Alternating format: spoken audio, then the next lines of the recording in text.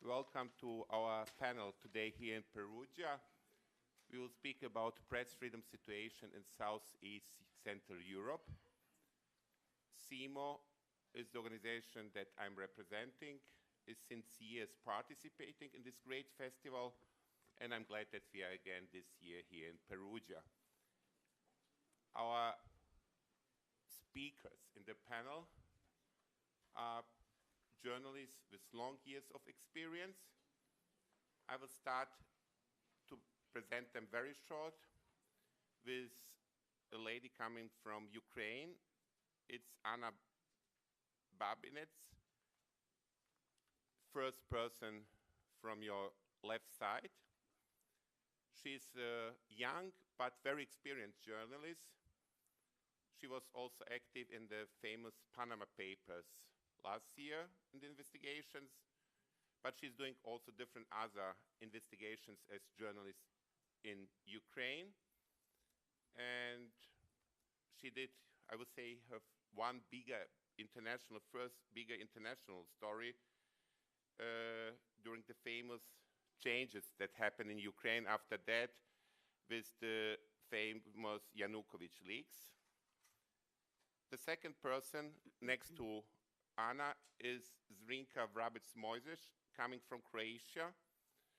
She is editor in the weekly Nacional from Zagreb, I would say the leading weekly in Croatia, critical, independent, and also she was one of the people who started the first, I would say, one of the first independent media in the region of former Yugoslavia. It was the Radio 010 from Zagreb, where she worked for years. And she was a short period, of 4 years, it's not so short, advisor of the Croatian president Ivo Josipovic. And after she finished the job of the advisor, because Josipovic lost the elections, she started again to work as journalist. Our colleague coming from Albania, Besa Likmeta, is also now, I would say, a long-year journalist with a lot of experience. He was becoming international well-known when SEEMO also reacted, I think in the year 2008 it was, or when the member of the parliament attacked you, when he wanted to make an interview and then he had a small conflict with a politician in Albania, or the politician became aggressive against him as a journalist. Finally, we have a lady sitting on my right side, on your left side. It's Ms. Barbara Fabro, coming from the Central European Initiative in Trieste, who is a long years partner of SEEMO. And because we are speaking about press freedom, the idea is that she presents very short, because we have just yesterday the call for our Investigate Journalist Award that is also given to journalists in Italy. So I will invite Barbara to present this year call, because I think it could be interesting also for you, your colleagues, to participate in that call. It's since now, I would say, 7 years, 8, 9, 10 years, giving every year by SEEMO. So Barbara, please. Thank you, Oliver. First of all, I would like to thank the festival organizers for hosting this panel today here and to give us the possibility to focus on press freedom in Southeastern Europe. The CI and SEEMO are quite active in this respect, promoting many activities together. Just a few words about the Central European Initiative, which is a regional organization comprising 18 countries in Central, Eastern, and Southeastern Europe. 10 are members of the European Union and 8 are not members. And our main mission is to promote a cooperation among our countries and to bring non-EU countries closer to the European Union. And we are doing that at the political level, but also at the project level. So we are promoting many activities and projects in our area in many fields, and media is one of these areas. Together with SEEMO, we have a long-standing partnership. We are promoting the Southeast Europe Media Forum, which is an event held every year in a different country. Last year we were in Serbia, Belgrade. This time we will be in Sofia, in Bulgaria. But together we are promoting an activity supporting, in particular, investigative journalism. This is the SEEMO Award for Outstanding Merits in Investigative Journalism. We have just launched the call 2017. It is open to all 18 countries of the Central European Initiative.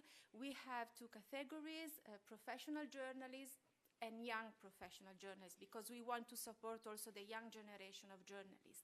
And it is really meant to support investigative reporting, to give visibility to the work that investigative journalists are doing in their countries with many difficulties, very often under pressure, under risky conditions. So it's really an important activity for us. And here we have some of the journalists who participated in this activity. The call was launched, as I said, so I invite you to spread the information. It is open also to Italian journalists, but usually we don't get so many applications from Italy, so I invite really all of you to check the call for application on our websites. So now I really want to give floor to our journalists here. They will tell us their experiences in their countries, and they talk about their work there. So thank you. Thanks, Barbara. And of course, the award has also a financial part, so the winner receives also some money. So it's a positive way support for the journalists to work. Now we are continuing with the real dangerous life of journalists in Southeast Europe. Speaking about dangerous life of journalists, we are speaking about a region where journalists are still attacked physically. We have cases of journalists and cases of journalists who have been killed, and where still it's not known who ordered this killing or who did the killing of the journalists. For example, only in Serbia we have 3 cases of journalists who have been killed. We are speaking about the area where journalists receive different form of threats by phone, email, family members. It's very dangerous to work as a journalist. So many journalists we have in the region, after our latest evidence, at least what we could get the information, because it's hard, because this is also connected to police sources and it's not public. But for journalists, where journalists informed us, in the SEEMO region, we have in this moment 12 journalists who are living with police protection. Police protection means that you are 24 hours living with police, who is helping that you survive, that you stay alive. But another way, it makes your work as a journalist hard, or very hard, because you have not the freedom of the movement, and always a police officer is going close to you. What means, especially if you're doing a good investigation or some other job, you're not so free to move. So this police protection helps journalists on one side to stay alive, but on the other side makes the work of the journalist very hard. And some journalists really say, I don't want the protection, because they are afraid that they will not have easy contact to the sources of information, because if a journalist have to meet someone and there's a police officer close to him, normally many people will not be glad to meet this journalist. So that's the reality. That's the reality in Southeast Europe. And this reality, we cannot say there is a difference between those countries who are part of EU and not part of EU. Of course, we have 2 countries in the SEEMO region where we have especially big problems, like Turkey or Belarus. But independent from these 2 countries, and I would say, because we have our guests here from Ukraine, from Croatia, and from Albania, we should concentrate more on those countries that are closer to Italy. And okay, Ukraine is not so close, but it's a very interesting country, and there's happening so lot. So I would say we should try to concentrate on these countries.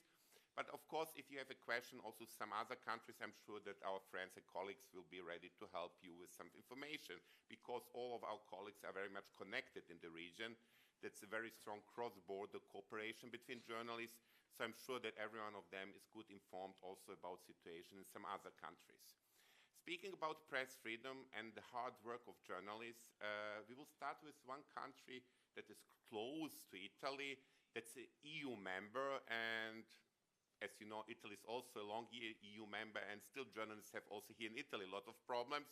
But we are speaking about a young EU country, and as a young EU country, I will say there are really a lot of problems for journalists, and not only that there are a lot of problems, but many journalists are not only afraid to work, but especially speaking about young generation, we have a fact that many people don't like to be for years journalists. They start to be a journalist for several years, and then when they understand that there's not big money, that it's too dangerous, these young journalists are starting to go to the business, to the PR, to the marketing, and leaving the journalist job. But we have one lady who is really a long year experienced journalist. She's young, but she has big experience, Zrinka. And as I said, Croatia is an EU country. How is it to be a journalist of the security, safety, reporting? I'll tell it all, but I first have to practice my Italian. Cari colleghi italiani, voglio saluto a tutti. Io sono da Croazia e lavoro per la settimanale politico che si chiama Nazional.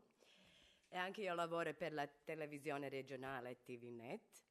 Ho lavorato per la Radio 101 per 26 anni. E poi per 5 anni ho lavorato in ufficio del presidente Ivo Josipovic. Now I'll go to English. Okay, thanks. This was Voglio parlo in italiano, ma non parlo bene. Sì, grazie. Just a small remark, this was not the European Song Contest or Eurovision Song Contest where usually they try to speak in the local language. No. And I think Zrinka was not so bad in Italian, so congratulations. Okay, I suppose that I made some mistakes, but I was trying. And I'll work on it, I promise. So I've been working for different independent media all my life, ever since 1984, much before than most of you were born, probably. I started to work as a student on then First Independent Radio 101 and spent there 26 years of my life. And since 2015, I'm back to journalism, working as journalist and political columnist in Nacional Political Weekly. And also, I have my TV show on regional TV, TVNet. Actually, I told you all that because I started so long ago, in 1984. My generation really dreamt that we were able, as a media, to change society and to work on democratization of Croatia, bringing European spirit to Croatian audience. And well, in the end, when we managed to do it, I think that the whole generation is so disappointed. What I would like to say that from 2000, when we founded SEEMO in Zagreb as Southeast European media organization, I think that this is the process which, this democratization process of Croatia started well. And it went together with the integration process of Croatia into the European Union, harmonizing our standards with European standards. But economic crisis, which started in 2008 and ended last year, I have to say that this recession struck Croatia seriously, and it destroyed the independent media scene, but also most of the mainstream media, where thousands of journalists lost their jobs. And I would like to stress that this threat, economic threat, is probably equal to all the other threats that the profession is facing. To be honest, the entire generation, which was in their ages working hardly on democratization of Croatian society and political system, was swept away, replaced by younger, cheaper, ignorant, and willing to obey so-called journalists. I don't wish to insult any one of you, because I believe that there are still young people who really want to work hard trying to find truth.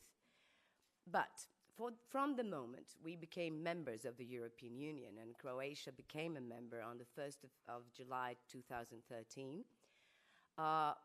we lost monitoring.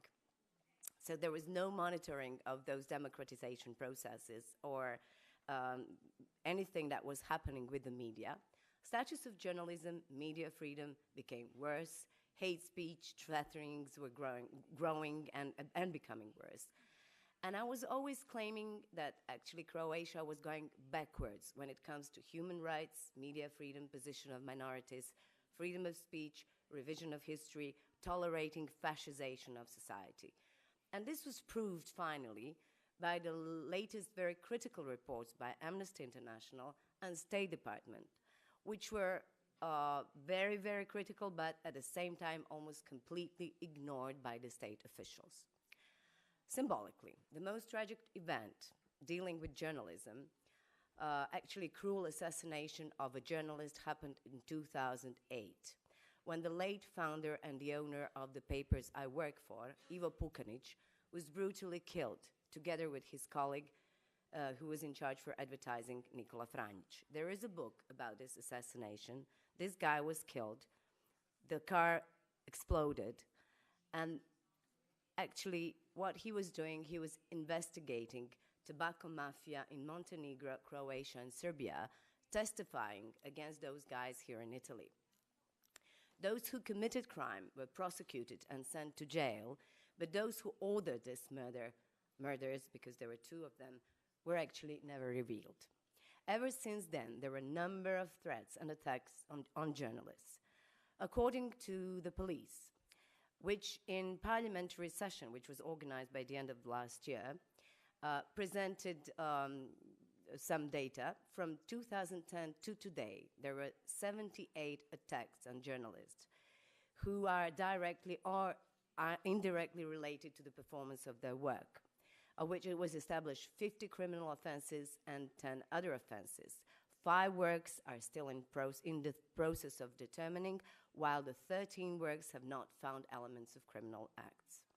The session held in National Parliament was convened because of the escalation of hate speech and violence against journalists, and there were representatives of professional organization of journalists, police, and other institutions. The police data show that the escalation of attacks began in 2014, which means a year after we joined the European Union, when the number of attacks had doubled, and culminated in 2015, when the number tripled. The number of attacks this year, according to it was last year in 2016, to previously known data, returned to the level from 2014. Of the 50 criminal offenses, 46 were threats, 2 serious bodily injuries, 1 grand larceny, and attempted violent behavior. Perpetrators in 35 cases were known or discovered, which, according to the interim chief of police, were the good results.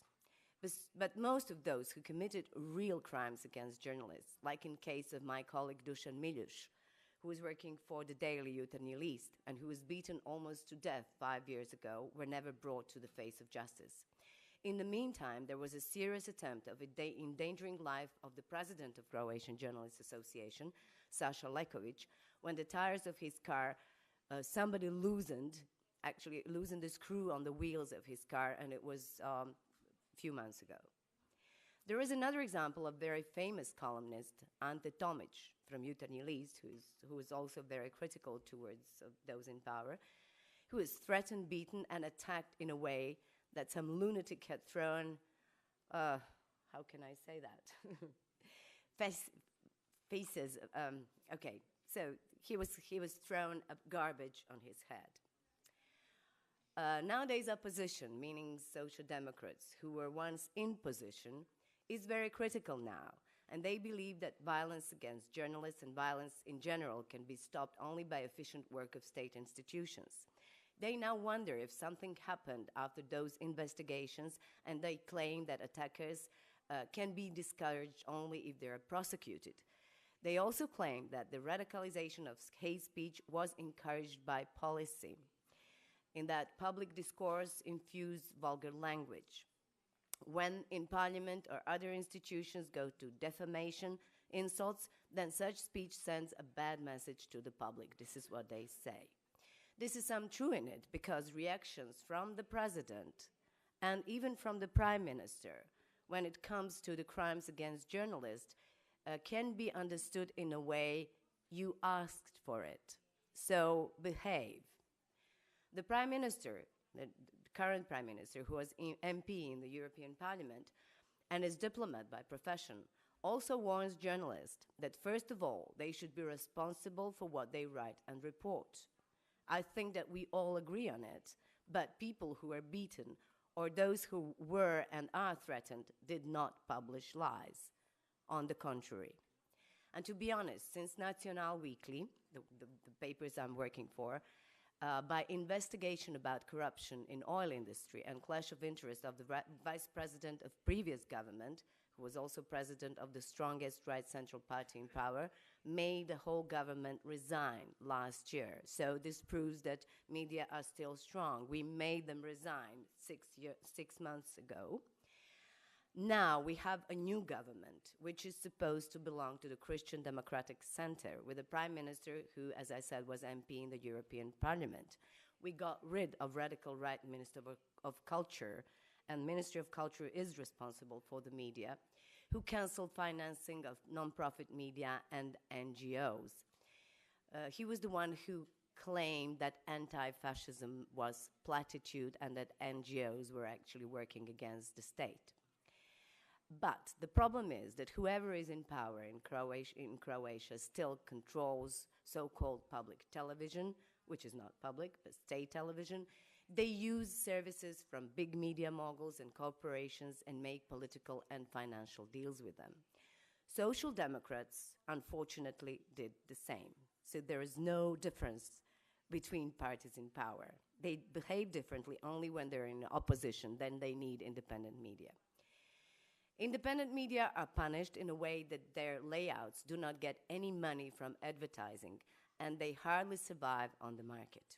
Relation between influence of the papers, for example, the papers I work for, who are very influential, and the financial power is really tragic because we have no financial power. I'll end. And it's hard to keep experienced professionals working for very low wages just because they love the truth.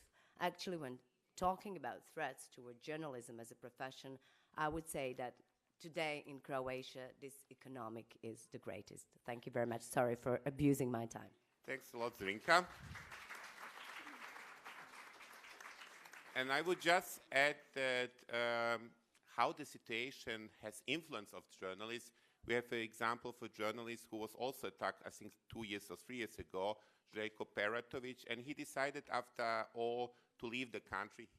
He lives now, I think, in Switzerland because he could not more live normal in Croatia with his family, and he said, like, I'm leaving the country, I want to start to live somewhere where I can live normal. Of course, speaking about Croatia, we have in the neighborhood of Croatia another country like Hungary, where we have a lot of press freedom problems, but we can say in Hungary it's one thing. We have a system that makes the work of journalists hard, very hard.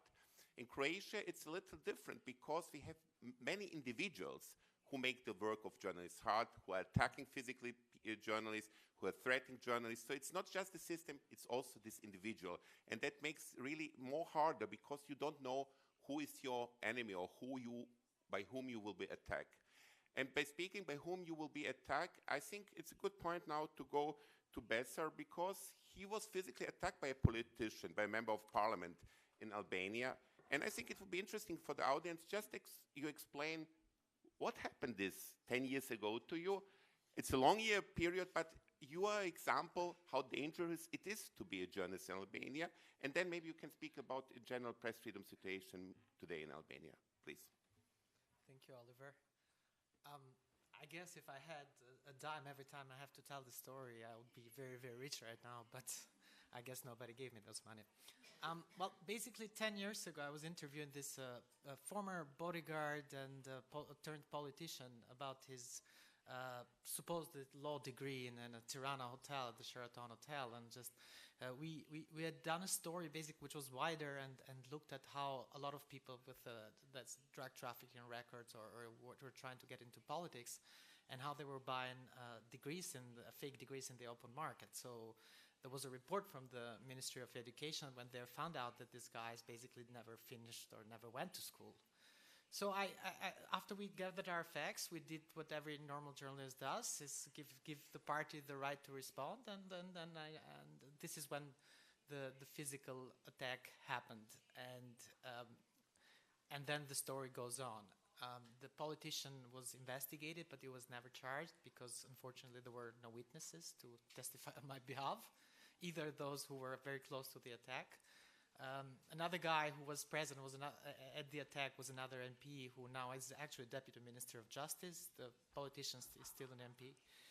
So this is how normally physical attacks that happen against journalists in the Balkans are resolved. I mean, the authorities don't act, and then the stories get repeated. So in the last 10 years since I was attacked, there were other journalists who were attacked, and the one was just a few weeks ago. But it's not the only form of attack. I mean, we think as physical attacks as being at least the most hurtful, and definitely that concerns a lot.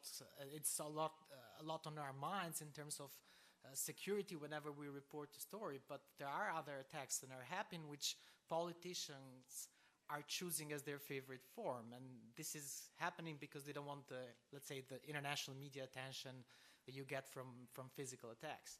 And they're moving anyway from trying to bribe other media to attack you or discredit you as a journalist, or as let's say as an editor, or the media outlet that you work for, or which is the most, I think lately we have seen in the last 2 years, is this being involved in some international conspiracy, the so-called Soros conspiracy being the most famous one because a lot of independent media in the Balkans are financed by these philanthropic or open society organizations. And this has become the tune of their favorite form of, let's say, delegitimizing the media, from Macedonia to Hungary. At some point in time, especially after Trump got elected, and this goes very well with right-wing conspiracy theories in the US. Every independent journalist, every independent voice is supposed to be out of this like world domination conspiracy, which is out trying to undermine the state, which is paid from some dark interest, which controls every central bank around. So there is this nice story played day after day after day to the ears of the local public, which let's admit it. I mean, it's not used to judging facts very thoughtfully, and this is not only happens in Albania, but this happens in Macedonia, this happens in Serbia, this happens across the region.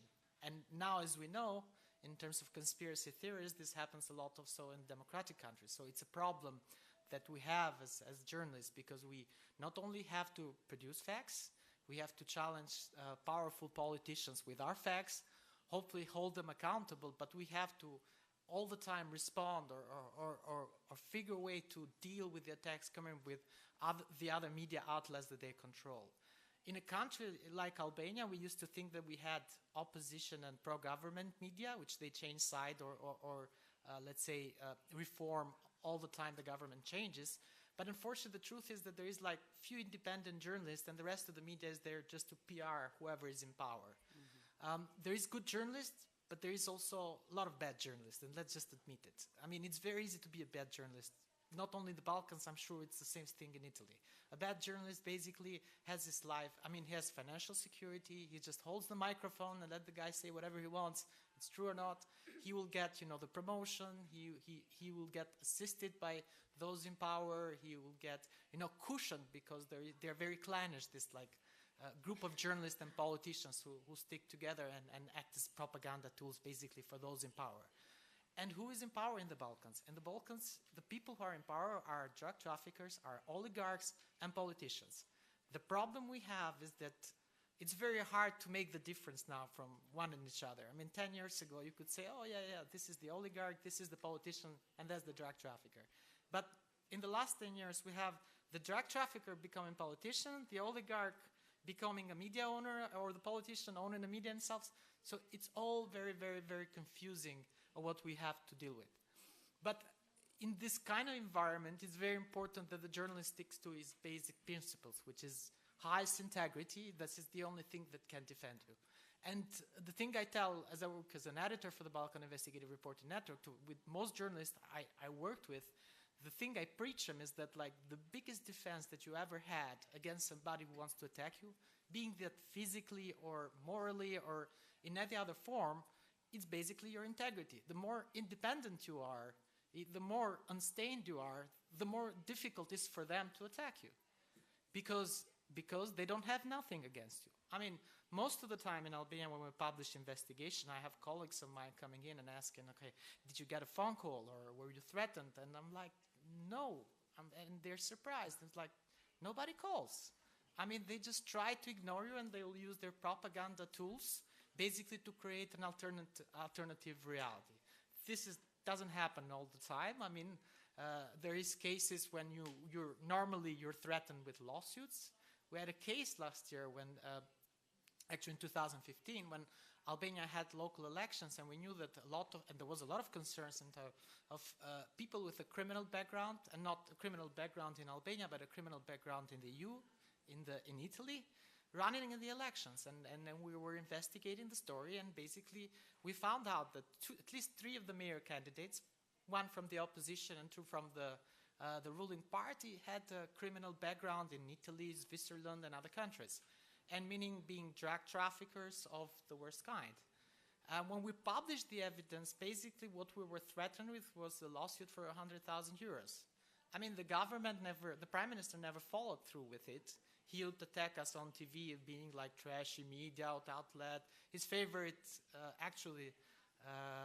cliche spell on it was that, like, we're not exactly the Vatican, those beer reporters, or other things like that. But what it created in terms of this single story about the criminal background of these people is that it pushed the Albanian parliament actually to pass a law on the integrity of public figures, because a lot of pressure came from the EU.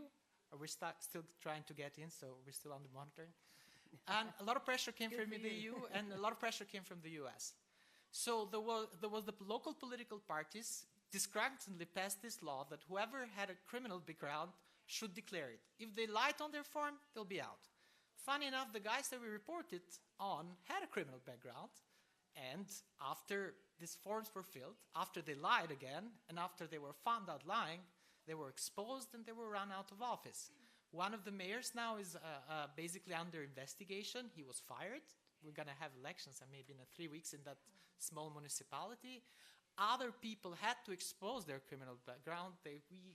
And this is something what shouldn't have been achieved without the work of journalists.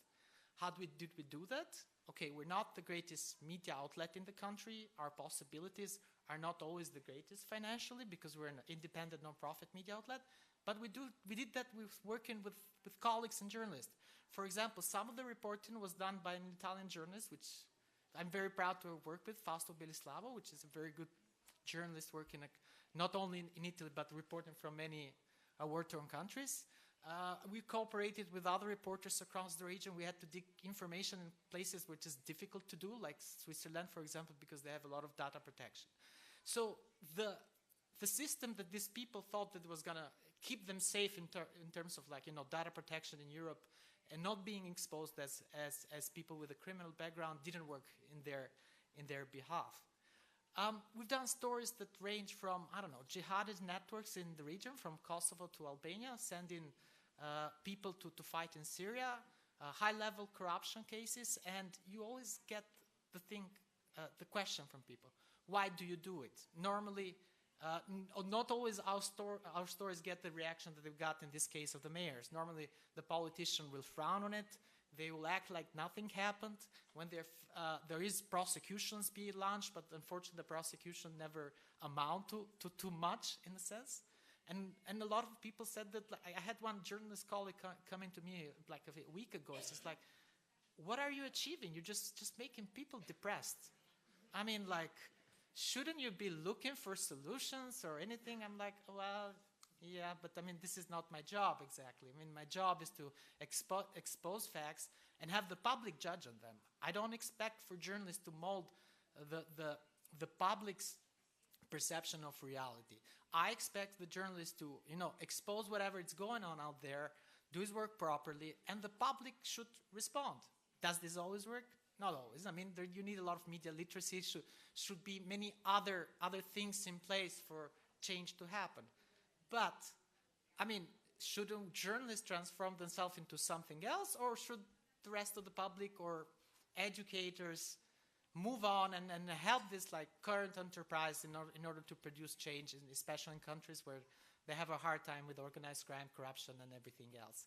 So the good news beyond the bad news that you receive a lot of attacks and things like that is that even in countries like Albania, Kosovo, Macedonia, in the region, there is a lot of brave journalists who are actually putting up a fight against the people in power. I mean, I'm sure the most unpopular person to, I don't know, the Serbian newly elected president are journalists, which his media attacks let's say the pro-government media attacks all day long and tries to make him look like foreign spies. I mean, like working for the US or working for the EU. Yeah, there is such thing as a EU spy in the Balkans, if you would believe it. So whenever you see these stories about attacks, don't just look and feel sorry for us. Just read the story itself when it was based and think that actually that was done for a reason. These are people who care about their own societies, and these are people who actually are facing up to powerful forces, as I said, oligarchs, criminals, and politicians, which are both or the same. So, thanks a lot, Professor. And just a small note before we are continuing with Ukraine. This is one phenomenon we have in this region is, you know what hate speech is. The other phenomenon is this calling hate silence. What means everyone is ignoring the journalists. It means you try as journalists to get information, but it's not possible because you're ignored. You're ignored by every politician and so on. The parties are ignoring you. They don't give you this information. And this is a special, also I will say, specific problem we have very often in the region. Speaking about Anna in Ukraine, everyone of you knows also Ukraine because of the sad story of one part of the country with the conflict, real war that is happening in part of the country.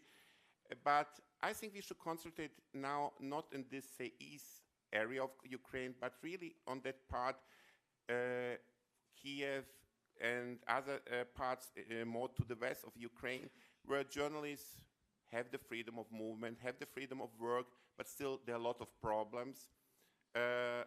Just last year, there was a journalist who was killed in a car bomb. So I would say, Anna, if you can give a small presentation of the situation in Ukraine, especially also from your side as a very good young investigative journalist, maybe to present also the problems you have in the daily work. Please. Thanks, Oliver. I was here 3 years ago in this room, and it was time after our president Viktor Yanukovych ran away from country. And when Yanukovych was president, journalists had one problem, because all our work, all our investigations were ignored, absolutely. We could did everything, but it was ignored. And 3 years ago, when I spoke here, it was about situation in Ukraine, war conflict just started. But I was more optimistic about future of Ukraine, because it looked like this pro-Russian leader Yanukovych, he and a lot of top officials ran away from country, and we can start like new page of Ukrainian story. And when I was here, we didn't have president. In couple weeks, we voted new president Petro Poroshenko. I think that you know him. And the chocolate producer with yes. Nice chocolate. Yeah, for sure. And it's one of the big problem for him.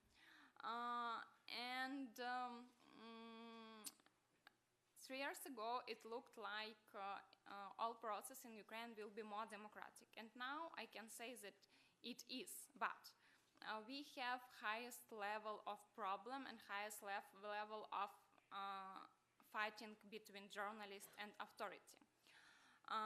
Because now Yanukovych was president, he was part of Donetsk mafia. It's Donetsk, it's east of region, and he was just guy from mafia. But now we have president who is businessman. He has pretty big business. It's chocolate business, and the most important for us that he is owner of big national channel. So he knows how to work in media market. Our previous president, he just ignored us and we could do everything. Now we have problem because when we start to work against president or his team or some top officials, it's every time it's very big attack. I just will say about last year, about examples from last year. I think that everybody here knows about Panama Papers scandal, and unfortunately, Ukrainian president was one of people who appeared there as owner of BVI offshore company. And the biggest problem was that he created this company when he was a president of Ukraine. It's forbidden in Ukraine. I think like in every civil countries. So when I started to work with Panama Papers, it was pretty long work for 8 months. And when we found the name of our president there, we realized that when he wanted to be a president, he promised that I will sell this chocolate, Roshen, it names Roshen, this chocolate fabric. Because it's big business, it's some conflict of interest, that I will not be owner, it's very bad, so when I will be elected, I will sell it.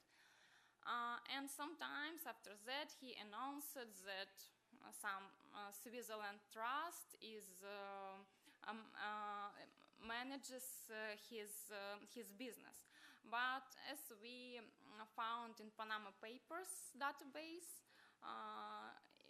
it was not true.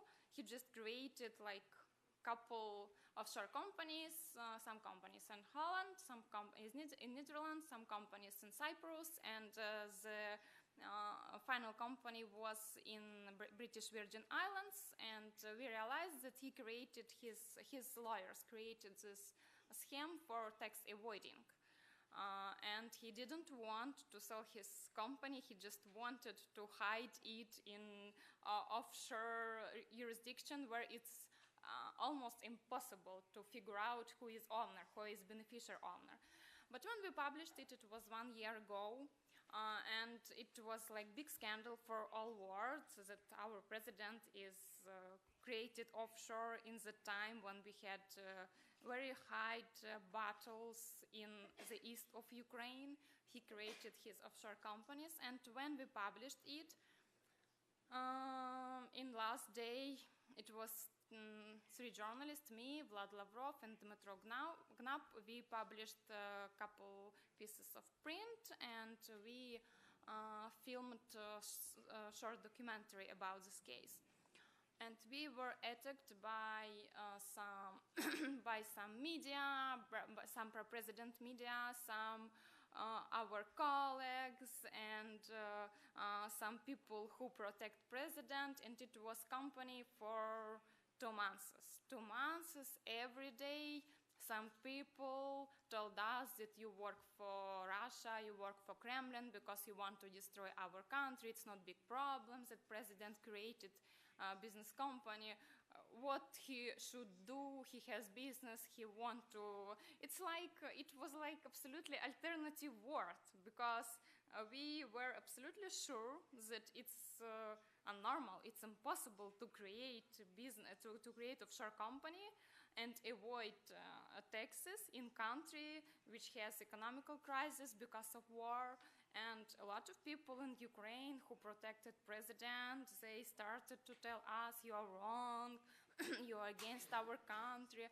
And when we continued this story, we published some pieces, like some update. And when we talked to some lawyers in Ukraine, we recorded them, and they explained us, really, it's company for tax evading. We published this story, and during a couple days, everybody from this expert denied his own words, that journalists manipulated, journalists just, I didn't mean this thing. One of experts told us that he was called to administration of president, and some people there showed him some piece of paper what exactly he should fix on his comments. And he didn't want to do it, but mostly people who talked to us, who explained us houses, because it's pretty complicated things. I mean, creating offshore companies, I never did it. So we should ask some people who can explain us how it works, for what this jurisdiction, for what Cyprus, for what BVI, or another jurisdiction. And people explained us, and after that they were attacked by people from administration of president, and they denied that, no, it was not me, it was just something they created, but it was recorded to video. How?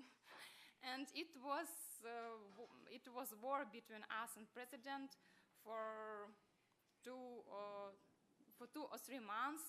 For example, they took something from our publication, for example, that we used some Cyprus lawyer for explaining some details about Cyprus, and they found that she has Russian background. She lived 30 years ago in Moscow, and they found something in her Facebook that she is pro-Russian, and this journalist is pro-Russian too. And it was pretty hard, because we realized that we just did our work, and we were part of this company, and we should go to every TV show and protect our work.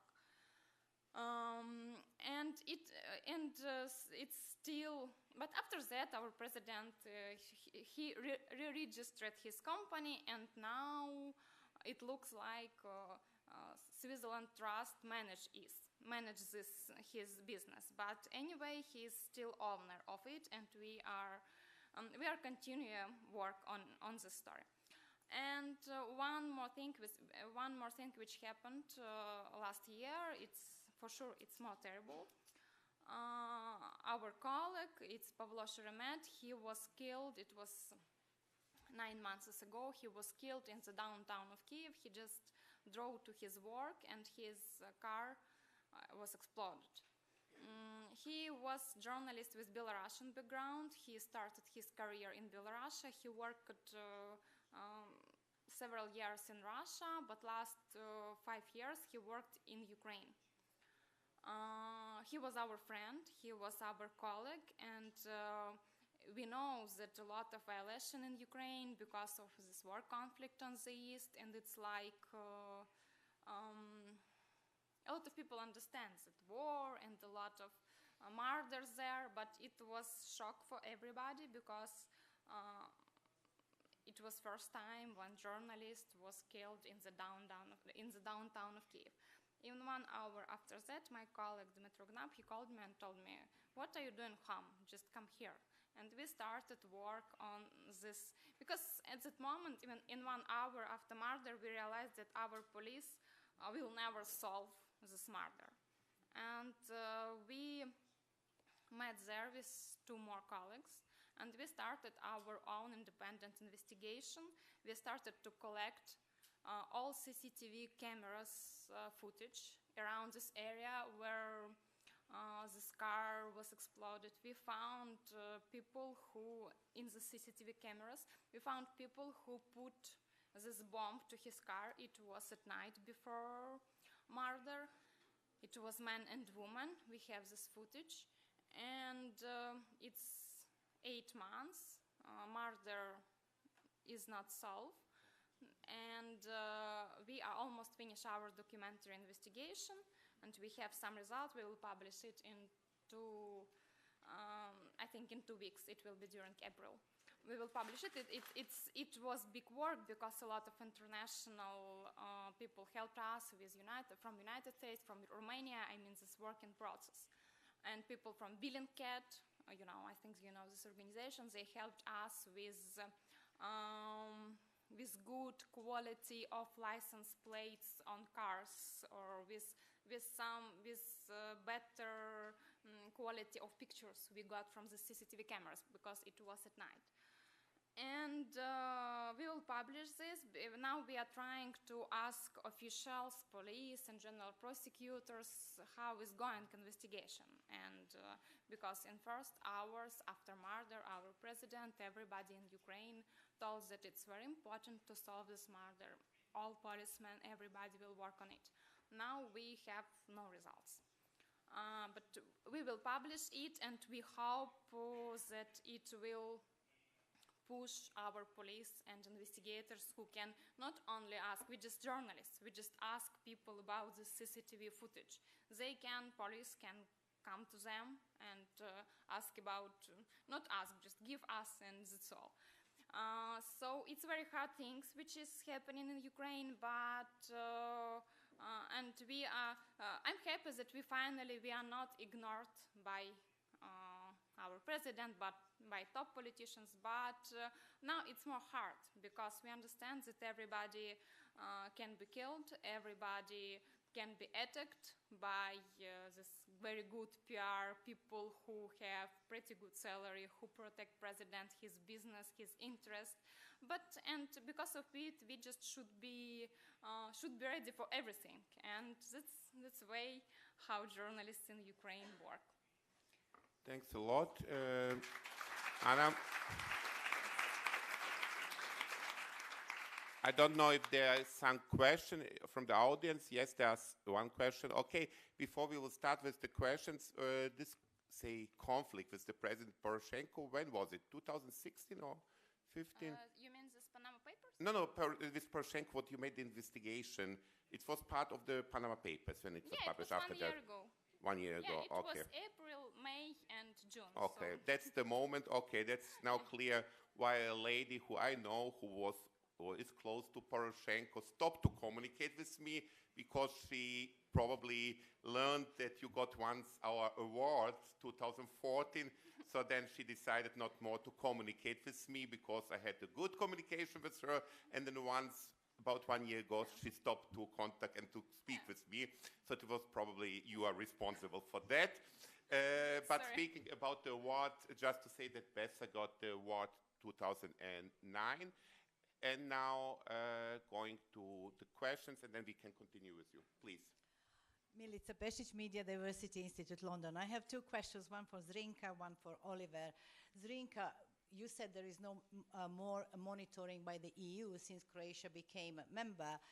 Would you advise the European Union, the European Commission, to be careful with other countries in the region before letting them in? Question for Oliver. Oliver, you are known as a person who actually manages, contrary to many journalist associations in the region, to bring politicians, top politicians, presidents to journalist events, which many people, as we know, see it as controversial. My question to you is, and you write official letters and protest to them, when you are face to face with them, what do they actually tell you? Why they are doing what they are doing? Off the record, tell us what actually they tell you. Thank you. Okay, maybe I will start because I will be shorter probably. We start with jokes, family stories and things like that when you make these officials, high-level politicians, presidents, prime ministers and so on.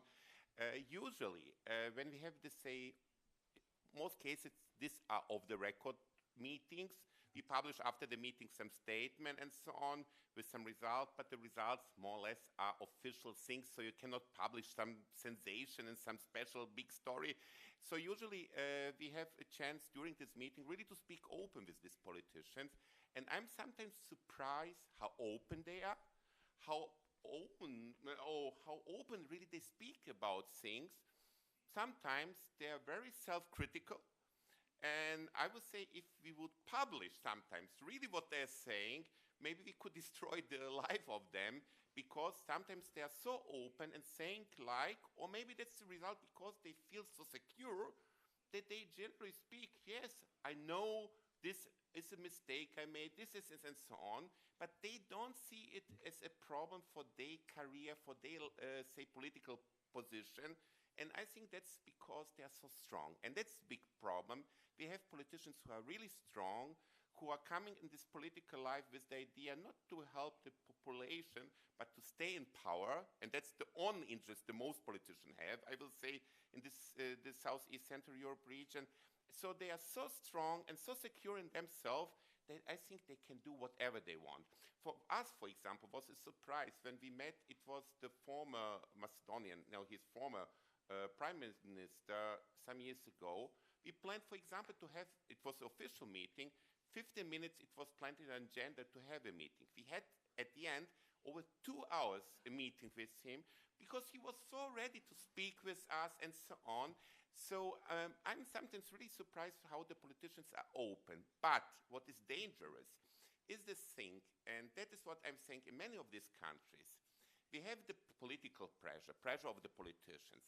On the other side, we have journalists who are not enough strong to fight for the journalists' ideas. So we have very often very strong to say self-censorship, what I'm not so happy. And I'm saying journalists try to be more open, because very often journalists in the SEEMO region, they don't have any clear pressure from the state, but they believe they should write positive about this prime minister and politician. Also, no one makes direct pressure on them. And this is a big problem, and the politicians are using this. They're using it. So very often they are not doing anything, these big politicians. They're just sitting in the office and watching how many journalists are ready to make from this politician, who's no one, who's really an ordinary person, a god.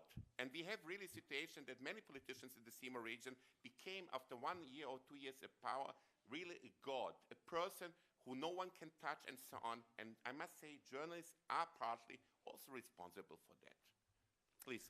Well, I would agree, but I don't think that there is any pressure. They just have benefits from obliging the politicians. But yes, what I asked for, and it was not only me, but there was a number of NGOs from Croatia asking for monitoring, not only in the field of human rights and freedom of speech and media, but also in the field of corruption, the way Romania and Bulgaria had, because what we are seeing now, that we are still facing those problems. Unfortunately, we don't have this monitoring, and whoever was asking for it was, at the moment, called a traitor of the country. So, you know, we were accused of not being good Croats and not being patriots at that time. But of course, if you try to look at the wider picture, the problems I was talking about with media freedom are problems that European Union as a whole is facing, not to mention Berlusconi, a long time ago when he was controlling half of Italian media, not only his private media imperium, but also, as I know, Rai 1, 2, and 3. So it also happens within the European countries. The problem is that Croatia, with the president, and she is one of, she is insisting on that cooperation, is lining with Poland, Hungary, Slovakia, and Czech Republic, with so-called Visegrad Group countries. And what European Union is facing right now is this disrespect for European values, not only among countries which are not the members, but also within the EU, especially with the new member countries. So this is a problem. What I would like to add is, yes, there is a great division among journalists themselves. So we also have this division in Croatia, and there are two different associations. So one, and they consider themselves as being patriots, and the other, this is Croatian Journalists Association that I'm a member of, and this is the oldest organization, and we have always been seen like not being patriotic enough.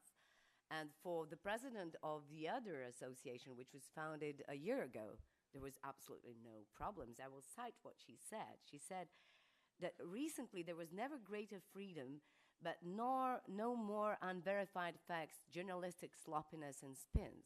So she thinks that actually it's journalists' fault for what was happening. And the other thing, yes, Oliver has his ways. So he was very nice to our most radical Minister of Culture. He met him last year. The guy pressed charges against my weekly. We are going to see him in court. And I asked him, how could you talk to such a person? Because he's really radical. He's almost a fascist. I could probably say it here. He won't press charges, but probably he would. And he said, well, he's a nice guy. We spoke with him. So he has his ways. You have to see the positive side of every person. But luckily, we got rid of him. But the damage that this guy made to Croatia 2 years after we became a member of the European Union is huge. And there is a number of journalists who actually still follow his agenda, including those on public television. And this is what happened after we became a member. So this is dangerous. And I would recommend monitoring, not just in Croatia, but in all other countries, even the old member countries, because what we are facing now is the same problem everywhere. Thanks, Inka. Of course, it's a question of EU, how this mechanism can function. And if there is, we have one question, just to mention, you mentioned that your president, Ms. Kitarović would like to follow the, say, Hungarian-Polish Visegrad Group model. At least she promised me personally when I met her last year that she will not do it, and that she will she will not follow this, say, what happens in Hungary. She's a very nice lady. She charmed you, probably. Okay, I still believe in her promise, and till we have no proof, don't trust her. I'm trusting to everyone in the beginning. So the question, Mr. Sir. One question for our friend from Albania. You said there is no conspiracy from George Soros, but there is a clear influence of George Soros on the media in Central Europe. Are the links of George Soros with different US agencies are very, very well documented? Is that a help or a threat for free journalism?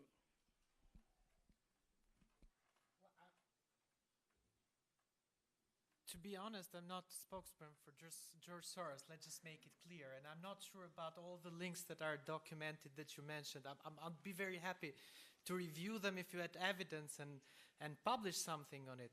The fact of the truth is that if there are links or not, it's not important. They're using these conspiracy theories to attack independent journalists who are writing on corruption and organized crime and perpetuating the stories which basically, when you read them, there is no facts. I mean, there is no facts inside, there is only insinuations. And there are people like, let's say, the Hungarian president who just, or prime minister who just closed the university, the former Macedonian prime minister. They are using these attacks or conspiracy theories like George Soros or being like a foreign EU spy or things like that with no facts. The other side is actually contributing facts. But I'm very happy to listen to people who bring facts to the table all the time, and they'll be everyone I meet. I would just like to add that Soros left the region a long time ago, so he's not investing into media in the region. He moved to the east, and we have not been receiving any kind of help for 10 years or more. So, you know, those accusations actually have... Thanks. Is there any question more from the audience? If there's... Yes, before you ask the question, very short, about what Zrinka mentioned, it's a problem. It's a problem because it's not more so sexy to invest money to support independent media in this, say, region of East and Southeast and Central Europe. So we have now really a big problem of surviving. We are speaking about a region with not development economics, people who are earning monthly 200, 300 euro. And those people who are critical, who are independent, they don't have, after years and years of fight, more wish to fight for democracy. And because there are no more support from organizations like Soros, the life of them is harder. And speaking about Soros, independent what is the investigation, what Soros is doing and so on, I can say one thing.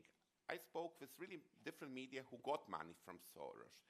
And I know the people, so I can speak open. And I can say at least with those with whom I spoke, they say me very clear, they got the money from Soros, but there was never a pressure from Soros or his organizations, you must publish this, you must write this, and so on. So it was in a way positive what Soros was doing in the region because he was giving cash money to the media, to NGOs, and they could do the job.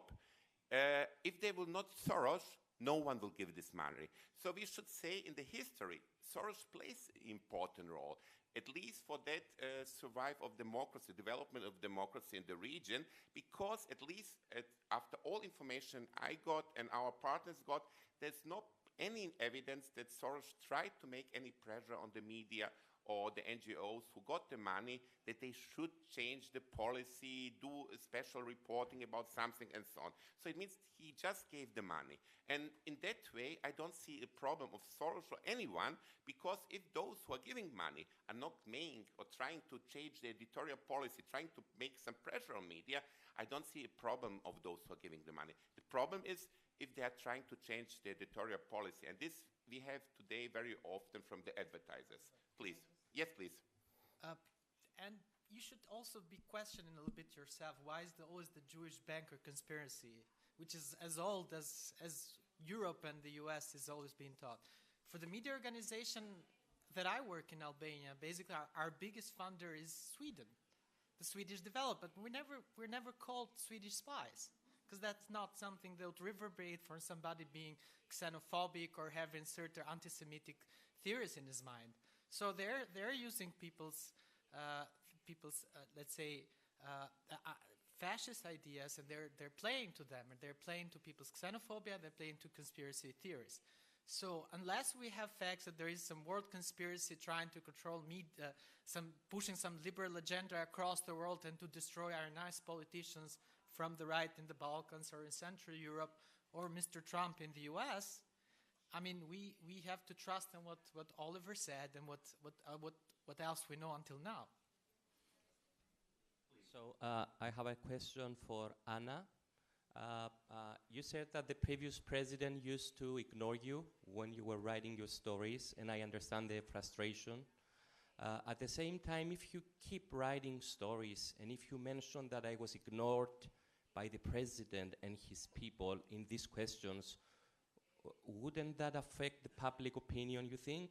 And wouldn't he feel like responding after seeing the damage being done to the image on the public? Did you get any response after seeing that some damage was made to his image? This new president, Petro Poroshenko, not very new, but after previous, he cares about his image. He cares about his reputation, because I think that, as you know, that Ukrainian economy has a crisis because of war, and Ukraine has to ask about money to international foundation. I mean, for development, Ukraine's country. And because I think that only because of it, our president cares about his image and about his reputation.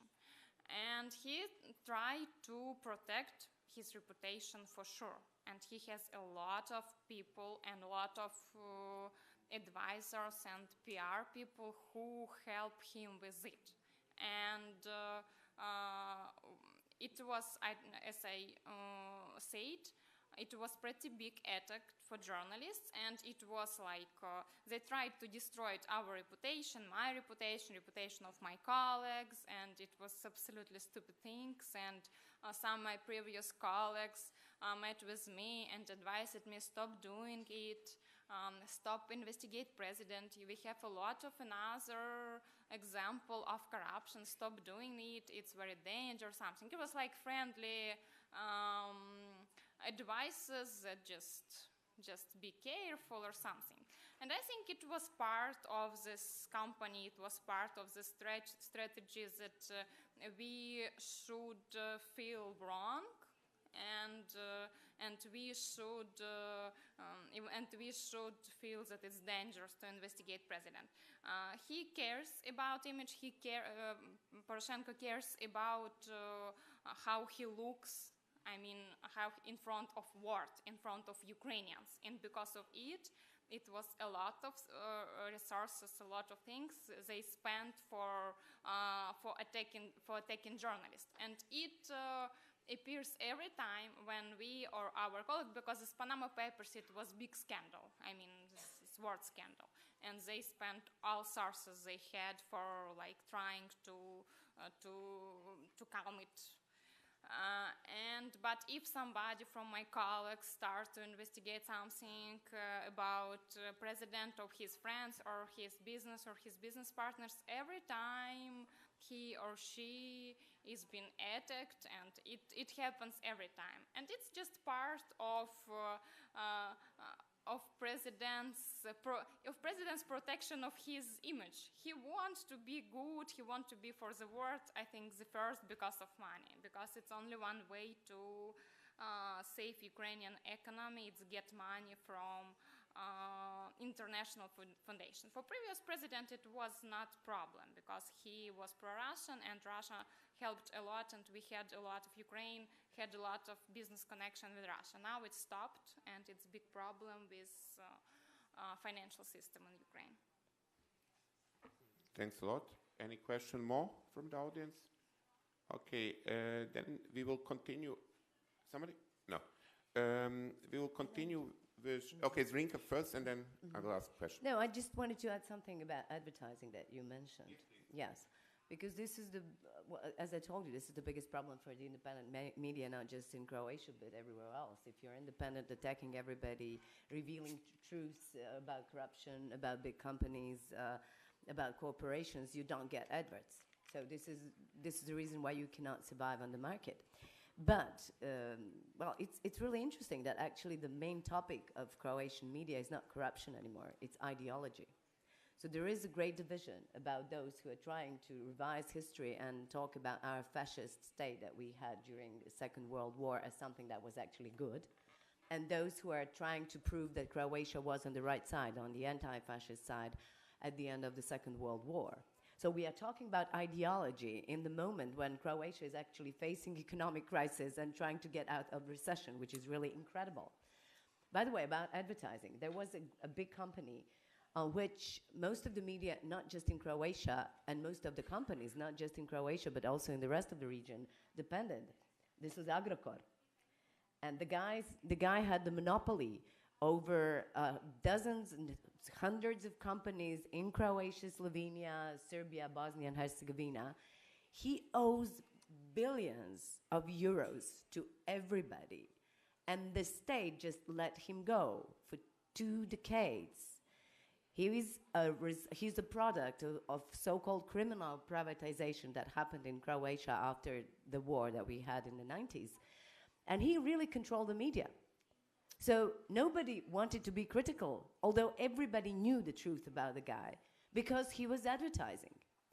Even now, when he went bankrupt, when there is a danger that the whole Croatian economy would go down because of one company, media are still very careful. They still try to picture him as a good guy with a family who cares about every cow that he has on his farms, although he owes to the state, to the other companies, and to Sberbank, which is the most dangerous thing because it's Russian bank, billions of euros. So this is the way how Russian capital, Russian money will control the region through Croatian company and probably the media. So this is the story that we were trying to follow. Everybody knew about that, but before it happened, nobody believed that it would happen. And this is how media depended on it. Agrokor was actually controlling most of the media in the country. Okay, thanks. Just a short note also about this advertising, how it works. Several years ago, editor-chief of a very strong media in one of these countries told me, like Oliver, 80% of the market in my country, in that country, he said, where he lives, is controlled by one marketing agency. This marketing agency collects advertising from different companies and so on, but 80% of the marketing of advertising is going over this one company. And of course, if the chief or owner of this company is good with some political groups, that it's a clear influence of these political groups over that marketing or advertising company then on the media. So politicians have not to do so much. Sometimes there's many players who are helping the politicians to stay in power. Just because we spoke about the situation in some of these countries, I will ask very short everyone, starting from Besser, Zrinka, and then to Anna, because in the neighborhood, you have a lot of press freedom violations. Could you maybe just say better for especially Kosovo? How is the situation? Zrinka, maybe you can speak a little for Serbia or Slovenia or Bosnia, and Anna, maybe for Belarus. So very short, how you see the press freedom and media situation in your neighborhood, please. Well, I'd like to say something wider than Kosovo, so also for Macedonia and Serbia and Montenegro. The situation in the Balkans is not very different from country to country. Pretty much it's this power play that there is some independent journalists and there's the oligarch political party conglomerate media when there is a lot of reporters who basically self-censor themselves. I disagree actually with Oliver in terms of why do they end up self-censoring themselves. I mean, there is the way that the pressure works from the owners of the media, the politicians, they force them, these journalists, to basically to behave, or they're pushed out of the market, or they face other things. So you have all these media outlets that can work for the politicians' interests, who are trying to squeeze either out of the market through advertising or other means those few independent journalists that are left. Same things happened in Kosovo, same thing happened in Macedonia, which went to even a bigger crisis, and I think the country is scoring much worse in the region right now. We had the same situation in Serbia, when I can just mention, when the Prime Minister was elected president over the weekend, and Mr. Vučić received 60% of the media coverage when there were like 6 other people running in the election. So you have this, let's say, alternative reality created through this oligarch or politician-controlled media, which is brainwashing the people and making them dubious about anything.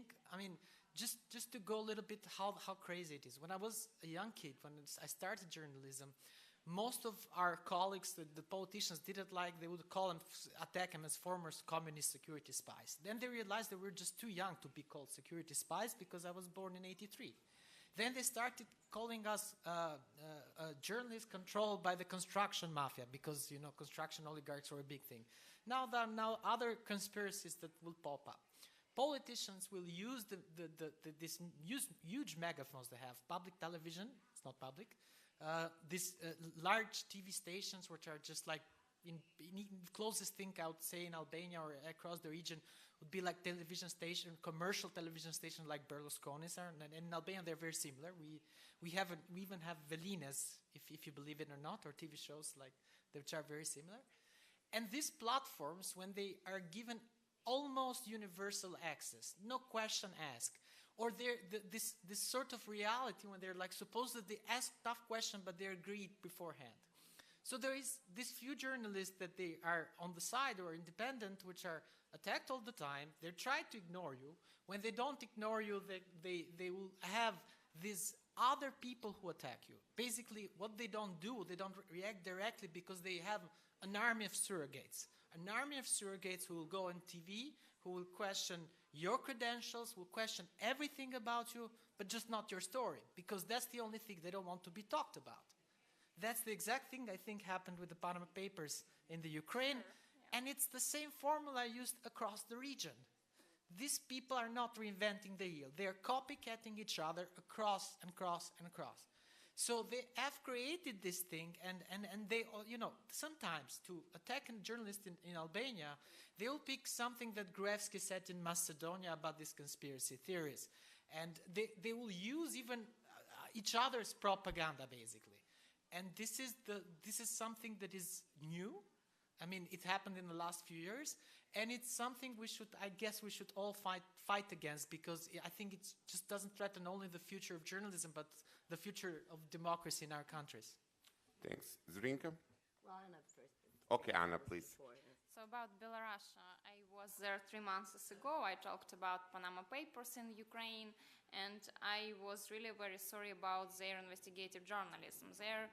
It's almost impossible to do investigative journalism and high-quality journalism there, because it's like not a lot of people, not a lot of journalists who brave enough for asking authority about smuggling, about corruption. For example, now Belarus is big market of smuggling because of sanction against Russia.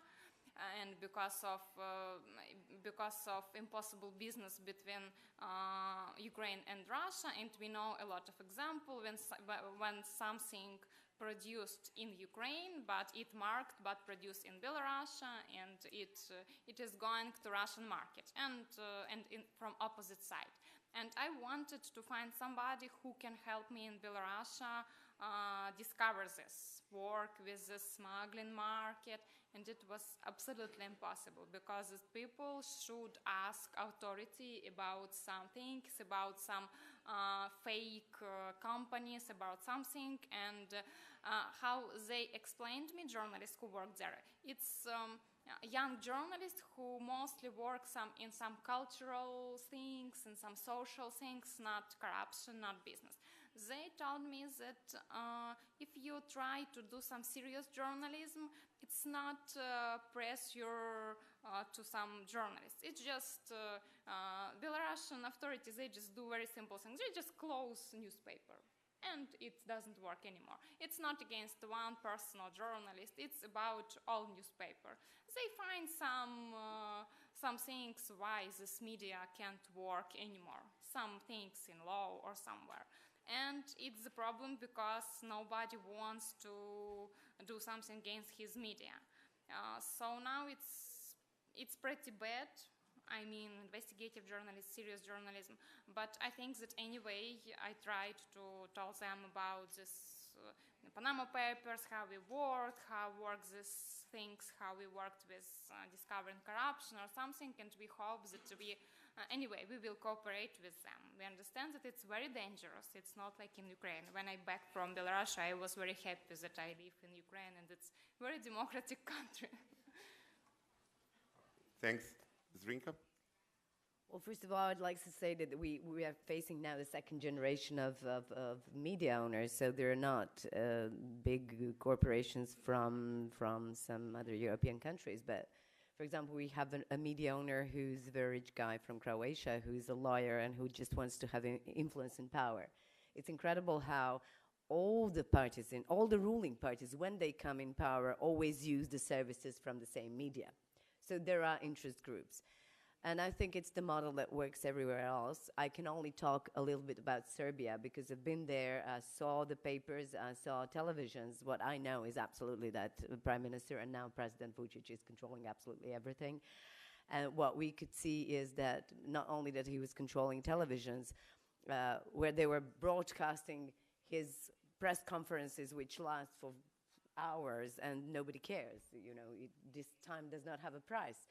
But I know that his advert was on the front pages of all the papers in Serbia just the day before the elections. He bought all the front pages of all the papers. So this model actually does not work that way in Croatia, but it works in other ways that, of course, they have their favorite papers, and they also, the politicians who call themselves to be moderate, abuse those media which are controlled by radical right interest groups because they're populists. They know that their European partners wouldn't like it, but before the elections, like the president, they actually give interviews to those media which should be closed because of the fascism and hate speech that they're spreading. In Bosnia and Herzegovina, I think that what we are seeing is lining with national. As in political life, it's the same with the media. There are national political parties, although Bosnia and Herzegovina is supposed to be a country which has three constitutional nations, Croats, Bosnians, and Serbs. But as the political parties are always lining with those national groups, you don't have one party representing all the national groups, but you always have national parties. It's the same with the media. I think that all of them, Serbs, Croats, and Bosnians, control their own media. There is not one joint, probably Bosnian so-called public television, and they're trying to destroy it, representing the whole nation. And this growing nationalism is very dangerous, and I think that Europe should worry a lot about what's going on. Thanks a lot. What I can say at the end is only I'm still missing that journalists are not enough strong in doing the work, because the politicians will always, it's not just a thing that happens in this part of Europe, trying to be in power, misuse media, and so on. I'm saying the job of the politician is to misuse media and to try to stay in power, and the job of the journalists is to stop them in that. And that is what very often the journalists, maybe also because we have a lot of young, not educated enough journalists who are easily becoming under influence of the politicians. Sometimes I'm missing, say, these journalists who are not enough using this power. It's hard, but still I think journalists could or should do more the work, maybe more solidarity between journalists we need also in the SEEMO region. I would like to thank everyone sitting here, Anna, Zrinka, Besser, and especially also Barbara, coming from the Central European Initiative, because with the money of the SEI, we are supporting journalists with this award, investigate journalists now for years. So thank you a lot of Barbara for that. I like also to thank you, everyone sitting here, and of course, also those who are responsible for everything that is happening here. It means those who are not most here sitting now, the bosses of this journalism festival, because I think it's really a great project, and I think we should thank everyone now to the journalism festival here for the work. And also to those volunteers who are sitting here and who are doing the great job. So thank you a lot, and I hope to see you next year. Thanks.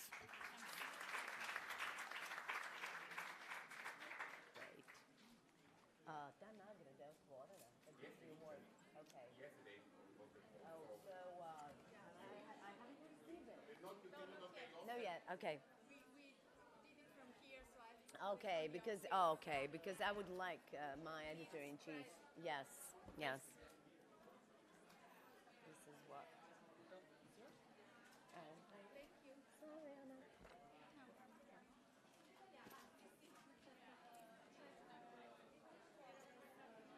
The CI and SEEMO are quite active in this respect, promoting many activities together.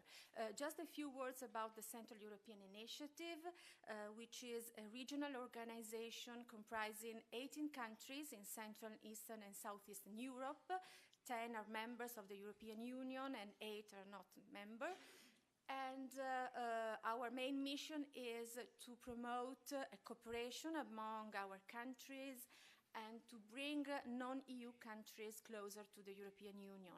And we are doing that at the political level, but also at the project level. So we are promoting many activities and projects in our area, in many fields, and media is one of these areas. Together with SEEMO, we have a long-standing partnership. We are promoting the Southeast Europe Media Forum, which is an event held every year in a different country. Last year we were in Serbia, Belgrade. This time we will be in Sofia, in Bulgaria. But together we are promoting an activity supporting, in particular, investigative journalism. This is the CI SEEMO Award for Outstanding Merits in Investigative Journalism. We have just launched the call 2017. It is open to all 18 countries of the Central European Initiative. We have two categories, professional journalists and young professional journalists, because we want to support also the young generation of journalists. And it is really meant to support investigative reporting, to give visibility to the work that investigative journalists are doing in their countries with many difficulties, very often under pressure, under risky conditions. So it's really an important activity for us. And here we have some of the journalists who participate. Welcome to our panel today here in Perugia. We will speak about press freedom situation in Southeast Central Europe. SEEMO is the organization that I'm representing, is since years participating in this great festival, and I'm glad that we are again this year here in Perugia. Our speakers in the panel are journalists with long years of experience. I will start to present them very short with a lady coming from Ukraine. It's Anna Babinets, first person from your left side. She's a young but very experienced journalist. She was also active in the famous Panama Papers last year in the investigations, but she's doing also different other investigations as journalist in Ukraine. And she did, I would say, her first bigger international story during the famous changes that happened in Ukraine after that with the famous Yanukovych leaks. The second person next to Anna is Zrinka Vrabec-Mojzes, coming from Croatia. She is editor in the weekly Nacional from Zagreb. I would say the leading weekly in Croatia, critical, independent, and also she was one of the people who started the first, I would say, one of the first independent media in the region of former Yugoslavia. It was the Radio 010 from Zagreb, where she worked for years, and she was a short period, of 4 years, it's not so short, advisor of the Croatian president Ivo Josipovic. And after she finished the job of the advisor, because Josipovic lost the elections, she started again to work as journalist. Our colleague coming from Albania, Besa Likmeta, is also now, I would say, a long-year journalist with a lot of experience. He was becoming international well-known when SEEMO also reacted, I think in the year 2008 it was, or when the member of the parliament attacked you, when he wanted to make an interview and then he had a small conflict with a politician in Albania, or the politician became aggressive against him as a journalist.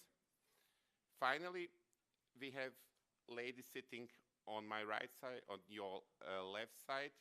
It's Ms. Barbara Fabro, coming from the Central European Initiative in Trieste, who is a long years partner of SEEMO. And because we are speaking about press freedom, the idea is that she presents very short, because we have just yesterday the call for our Investigate Journalist Award that is also given to journalists in Italy. So I will invite Barbara to present this year call, because I think it could be interesting also for you, your colleagues, to participate in that call.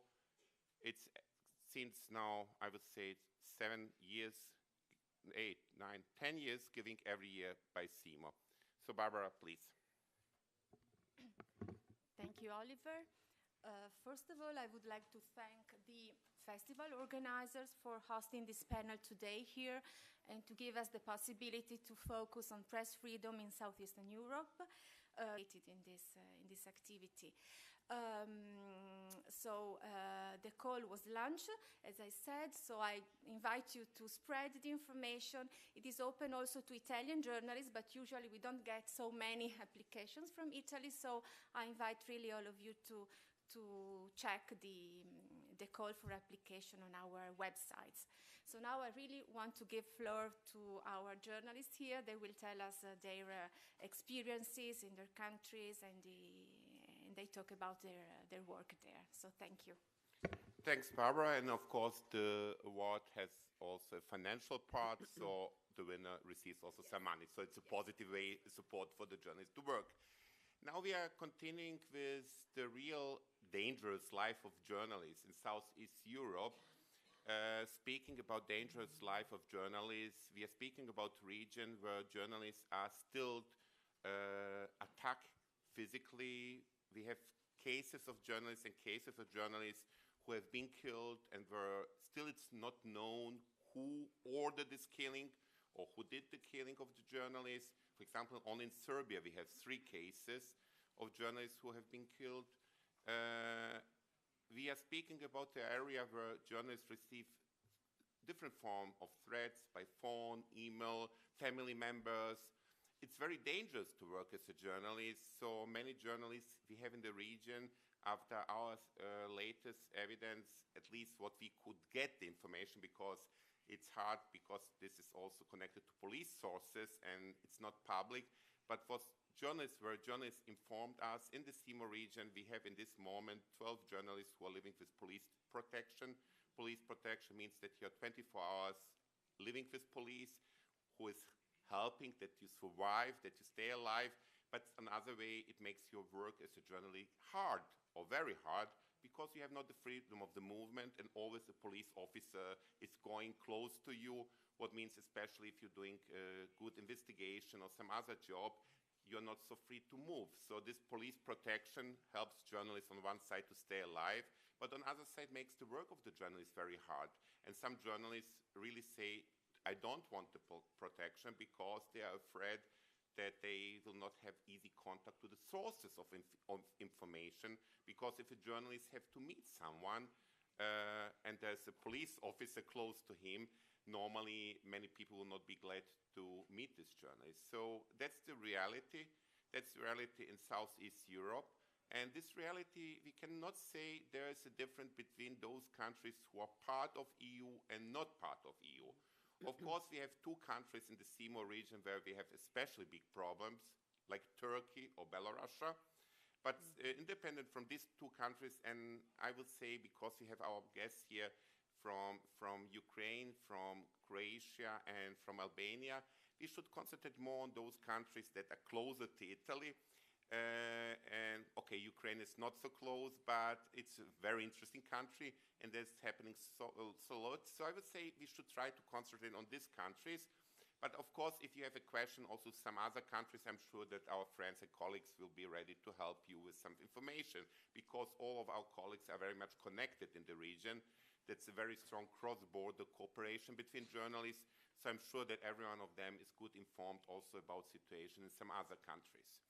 Speaking about press freedom and the hard work of journalists, we will start with one country that is close to Italy, that's an EU member, and as you know, Italy is also a long EU member, and still journalists have also here in Italy a lot of problems. But we are speaking about a young EU country, and as a young EU country,